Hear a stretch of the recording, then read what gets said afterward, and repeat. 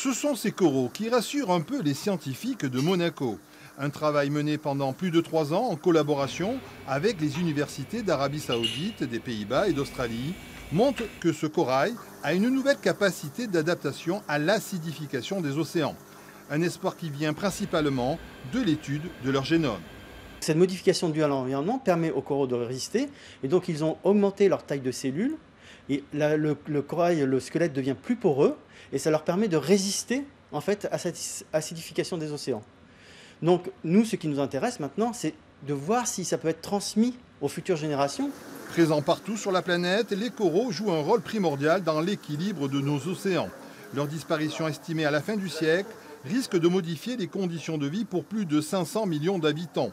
Principal responsable, la pollution, dont les conséquences risquent de totalement modifier la biodiversité des océans. La plupart de la biodiversité qui existe dans les océans se trouve au niveau des récifs coralliens, puisque plus de 30% de la biodiversité se trouve dans cet espace qui représente seulement 0,2% de la surface des océans.